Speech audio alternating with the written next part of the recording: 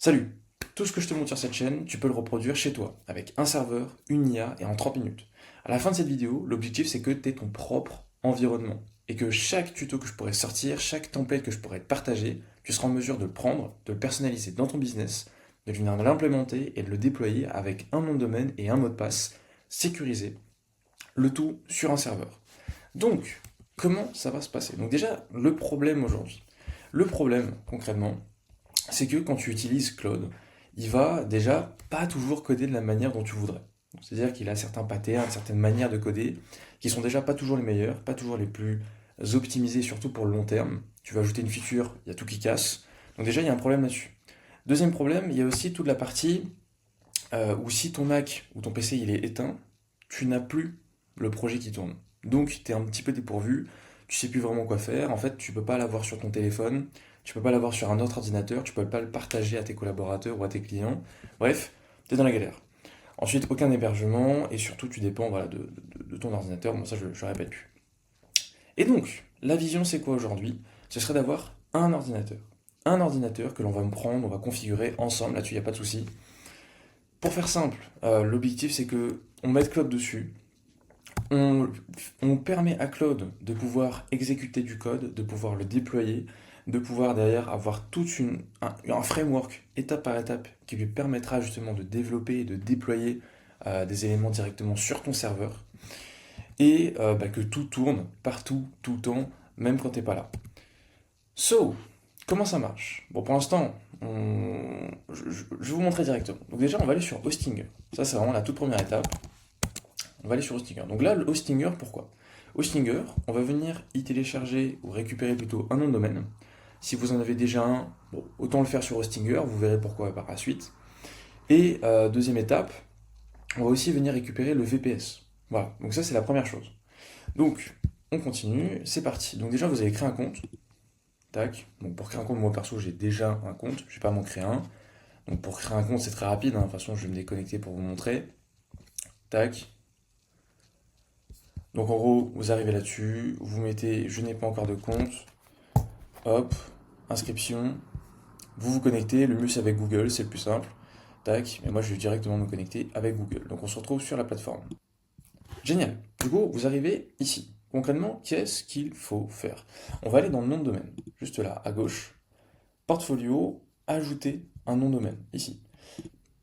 Et donc là, pour ça, le mieux c'est d'obtenir un nouveau domaine. Pour ça, on va obtenir un nouveau domaine, donc vous tapez ce que vous voulez, hein. Je sais pas moi, monbusiness.com. Bon, je pense pas que ce soit disponible, en tout cas vous avez l'idée, vous recherchez. Dit waouh, effectivement, il y a monbusiness.io qui fonctionne bien, on va l'ajouter au panier, passer au paiement, et ensuite, bon, je vous ai parlé des détails, hein, mais bon, passer au paiement, on va juste mettre les informations qu'il faut, payer, et ensuite il va s'afficher directement dans votre portfolio. Tac, ici. Dès qu'il est dans votre portfolio, qu'est-ce que vous allez faire? Eh bien, vous n'avez plus rien à faire. Vraiment, c'était aussi simple que ça. Vous verrez, ensuite ce sera l'IA qui va s'en occuper. En gros, on va lui donner accès à votre Hostinger avec un MCP. Elle va savoir quels sont les noms de domaine que vous avez. S'il y en a plusieurs, bah, elle va savoir lequel, mais sinon elle va vous demander quel nom de domaine vous voulez. Ensuite, pour la partie VPS, de même, elle va tout configurer, mais je vais vous montrer d'abord comment en acheter un. Donc pour ça, on va sur le VPS, tac.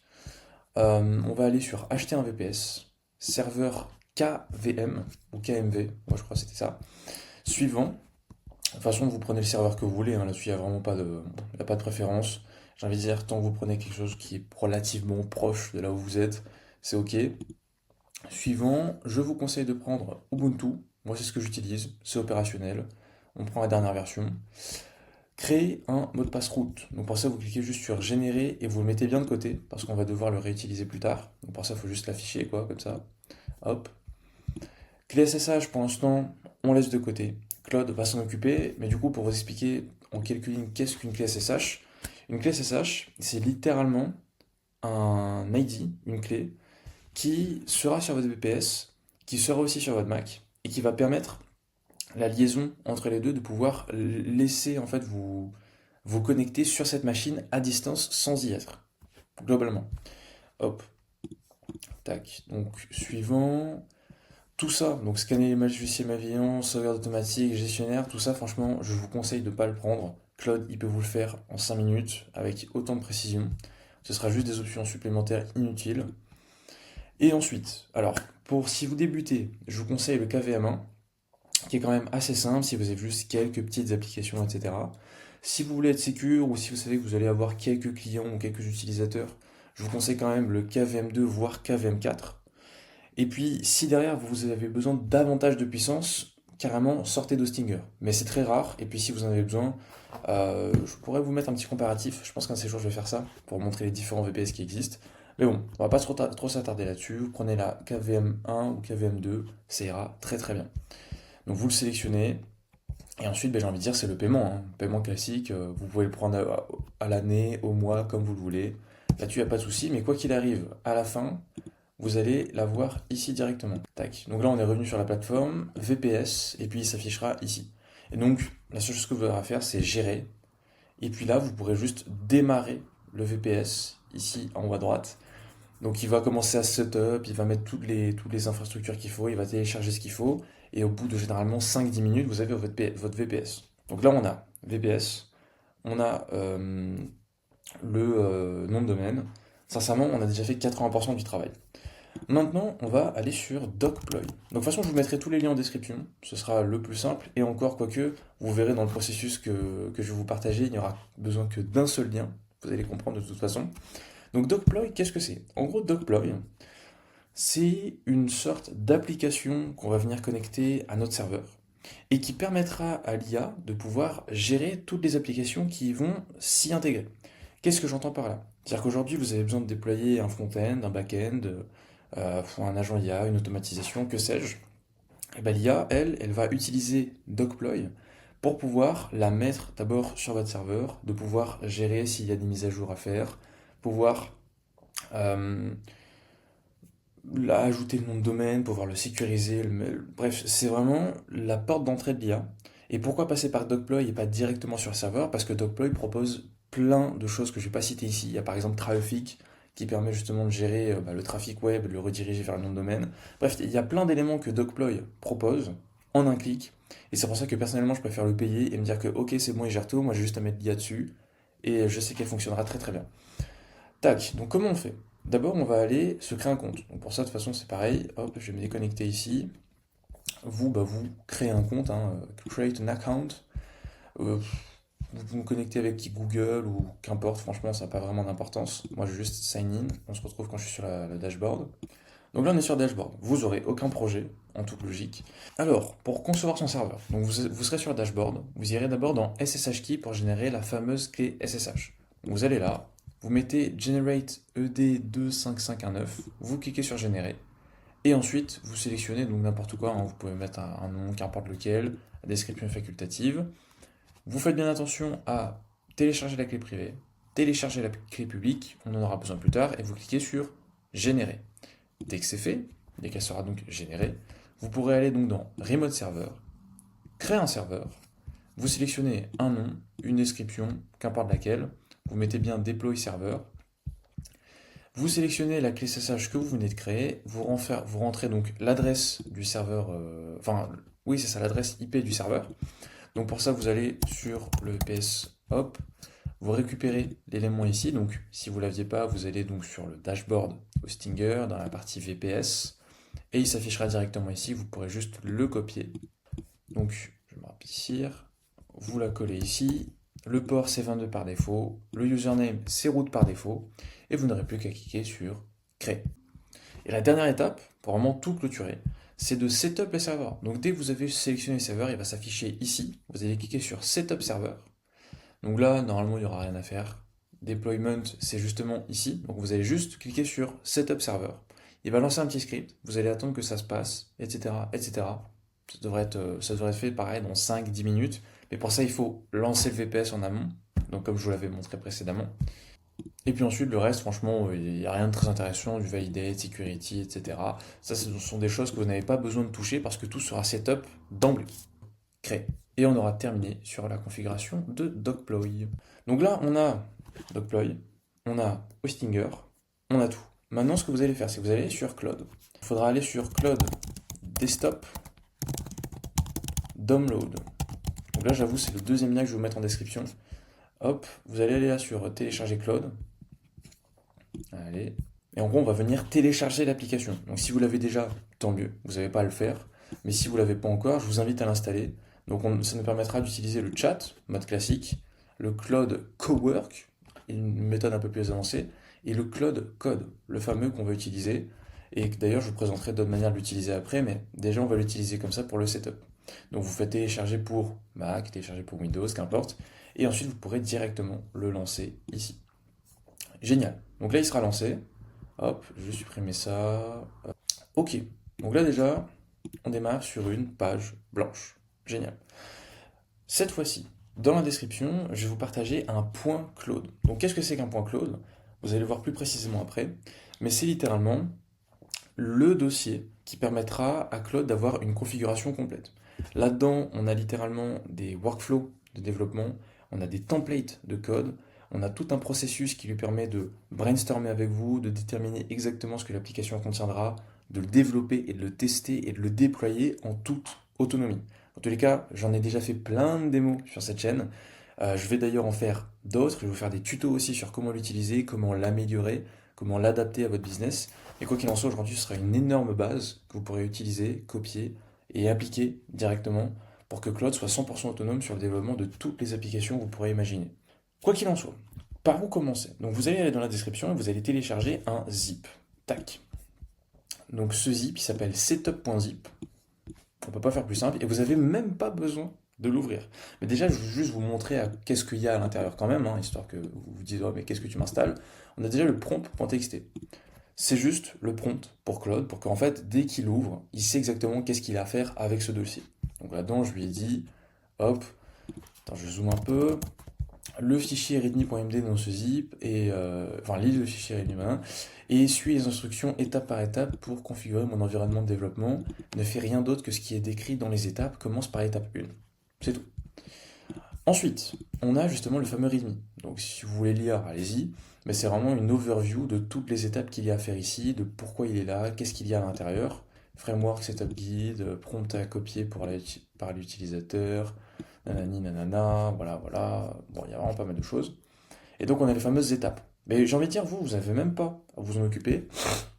D'abord, il va détecter ce que vous avez sur votre ordinateur, installer ce qu'il faut, cloner le fameux repo qui comporte le point Claude, récupérer toutes les clés API dont il aura besoin pour terminer la configuration, configurer, tester, et derrière un petit récap. Et là, on peut voir un dossier Telegram. Là-dedans, c'est juste une notification qui me sera envoyée s'il y a un élément, un bug ou autre. Mais là-dessus, il n'y a aucune donnée qui va être envoyée. De toute façon, vous pouvez même demander à Claude si c'est vrai ou pas. Il n'y a aucun script malveillant. C'est juste pour que si Claude il sent la nécessité d'envoyer une notification avec le bug, il va m'en envoyer une. On va d'abord sélectionner un dossier ci-dessous. Donc déjà, vérifiez bien que vous êtes en local, ici, c'est important. Ensuite, on va venir choisir un dossier et on va aller tout simplement dans le bureau. Moi, je vous conseille le bureau, hein, c'est ce qu'il y a de mieux. On est dans le desktop, on est en local, on va lui partager le zip, tac, comme à l'instant. Voilà, on peut laisser en sonner, franchement sonner ça fait de taf, ça consomme pas trop de crédit et puis il est assez smart. Et puis on laisse bosser. Donc là ce qui va se passer, à chaque fois il va vous demander ce qu'il faut. Donc là par exemple, c'est juste une commande assez simple, hein, mais il veut vérifier qu'est-ce qu'il y a dans le zip. Ce qui peut se comprendre parce que s'il regarde pas le zip, ça sera compliqué. Mais là, en gros, dès qu'il y aura des éléments à chaque fois, il faudra autoriser. Vous en faites pas, de toute façon, il n'y aura rien de mal. Et puis de toute façon, il va jamais exécuter de commande qui pourrait être mauvaise pour vous sans votre consentement. Là-dessus, il est assez smart, donc vous n'avez pas à vous en faire. Juste accepter et au bout d'un moment, il va vous faire un récap justement. Il va vous dire, bon voilà, voilà ce que j'ai fait, j'ai lu telle chose, j'ai remarqué qu'il y avait tel élément, etc. Donc vous voyez, c'est read, step set, etc., etc. Et il est en train de tout lire, tout comprendre de qu'est-ce qu'il y a dans ce fameux fichier setup. Voilà, donc là déjà il nous a envoyé un premier message. Il dit bon, bah écoute, j'ai lu le contenu de Zip, c'est juste un guide de setup automatisé. Le contenu, c'est cette étape où on va détecter l'OS, installer les outils, cloner les repos. Donc un repo, c'est juste un dossier. Prendre les éléments, créer tout ce qu'il faut dans le MCP, faire les tests et un récap. C'est tout. Ensuite, un CI Telegram pour notifier en cas d'erreur bloquante, la cible, etc., etc. Donc, concrètement, nous, on va juste lui dire OK, go. Donc là, déjà, il va détecter l'environnement. Donc là, il va juste lancer des commandes pour vérifier, vous, qu'est-ce que vous avez installé sur votre machine et qu'est-ce qu'il faudrait réaliser comme installation supplémentaire afin que l'environnement soit opérationnel sur votre machine. Donc là, comme on le voit déjà, il a terminé, c'est que tout est déjà installé. Forcément que tout est déjà installé. Mais vous, il y aura certainement des éléments qui ne seront pas installés. Donc la seule chose que vous aurez à faire, c'est suivre ce qu'il vous dit. Soit il va tout faire en toute autonomie, soit il va vous demander quelque chose, soit de exécuter une commande ou de créer un compte, etc. Et la seule chose que vous avez à faire, c'est que si vous ne comprenez pas, vous demandez à Claude directement et vous l'incitez à effectuer des recherches sur Internet pour justement trouver des réponses accurate, donc précise en rapport avec ce que vous voulez, ou bien vous savez quoi faire, vous n'avez aucune question et juste vous exécutez et vous lui donnez ce dont il a besoin. C'est tout. Et si vous faites ça à chacune des étapes, je vous garantis qu'à la fin vous aurez le même environnement que moi et que vous pourrez déployer tout ce que vous voulez sur un serveur de manière sécurisée et vous pourrez développer des choses scalables sur le long terme. Donc autoriser une fois, hop, pardon, nouvelle note, on s'en fiche, autoriser une fois, voilà. Donc là, il a du coup étape de skipper. Forcément, il n'y a rien à installer, hein, c'est mon PC, je suis développeur, il y a tout qui est dessus. Création du workspace et clone du framework. Donc là, il va télécharger le fameux dossier .clone dont je vous ai parlé et qui comporte tout, que je vais détailler dans de futures vidéos, même si je vais l'aborder là très rapidement aussi, sur comment l'utiliser, comment le lancer, etc. Ça sera assez rapide, vous verrez. Et puis dans tous les cas, aujourd'hui, c'est ça la méta. Aujourd'hui, c'est vous avez une idée, vous avez un objectif. L'IA, si vous lui demandez surtout de vous expliquer comment faire et comment ça marche, vous allez comprendre et vous serez en mesure de la challenger, d'avancer avec elle et de vraiment développer des choses solides sur le long terme. C'est vraiment ça l'objectif. Ok, donc là déjà on commence à l'étape 4, il va collecter des credentials. Donc je vais juste faire la première étape avec vous. Parce que concrètement après, je n'ai rien. Enfin, c'est exactement la même chose à chaque fois, il va juste vous demander de faire des choses, mais je vais vous montrer comment ça marche. Donc là par exemple, il a besoin de moi. Il va me dire, ok, en fait j'ai besoin d'un GitHub Personal Access Token. Donc pour ça, il faut que tu ailles ici, que tu ailles sur Generate New Token Classic, etc. Donc juste, on suit ce qu'il dit. Je vais là, hop, je vais générer un nouveau token classique. Je mets le mot de passe, je me connecte. Et vous, par exemple, si vous n'avez pas GitHub, il va vous demander de créer un compte GitHub. Ça prend 5 minutes, mais il faut le faire. Ensuite, il nous a dit, alors je vérifie, c'est quoi? C'est read package. Ouais, c'est ça, read package. Il est où read package? Il est là. Ok, je clique. Générer un token. Il faut juste que je mette un nom, d'accord? Donc on va mettre framework, par exemple. C'est ce qui est conseillé ici. Voilà. Générer un token. Ah oui, parce que moi, il est déjà pris. Bon, on va mettre framework 2 alors. Hop. Generate token. Et voilà. Moi, j'ai juste à copier ça. Ce qu'il y a ici, là. Hop. Je reviens ici. Je le lui colle. Et c'est tout ce dont il a besoin. Donc, je vous laisse faire la configuration et on se retrouve à la fin quand il vous aura posé toutes les questions nécessaires. Alors, juste, c'est vrai que des fois, on ne peut pas trouver forcément l'adresse IP facilement. Enfin, juste pour vous montrer, hein, pour moi, c'est la seule étape où je me dis, ah, effectivement, peut-être qu'il faudrait que je leur montre. Même si techniquement, vous pouvez lui demander, mais au moins, ce sera plus rapide. Juste, quand il va vous demander l'adresse IP là, du serveur, c'est très simple. L'adresse IP se situe juste là. C'est-à-dire que vous avez téléchargé votre serveur, vous allez sur le panel Hostinger, VPS. Normalement, vous n'aurez qu'un seul VPS. Et puis, si vous en avez plusieurs, bon, je pense que vous avez déjà un certain niveau. Mais quoi qu'il en soit, vous avez juste à copier le nom du VPS ici, ou plutôt son IP, et on le colle directement là, tout simplement. Et pour le nom par défaut, très généralement c'est root, mais si vous voulez le vérifier, vous allez ici dans gérer, hop, et vous verrez ici root, arrobase, le nom de votre VPS, mais normalement c'est ça, moi de mon côté, c'est root. Tac. Ensuite pour la partie SSH, et je ne vous embêtez pas, vous lui importez directement, ici, tac, le private et le public. Au moins vous savez que vous n'êtes pas embêté, dire voilà. Et puis lui, il aura toutes les informations qu'il faut pour continuer et de faire en sorte qu'il pourra bien faire une connexion entre votre Mac ou votre machine actuelle et le serveur privé virtuel, VPS, afin qu'il puisse déployer et faire ce qu'il faut dessus.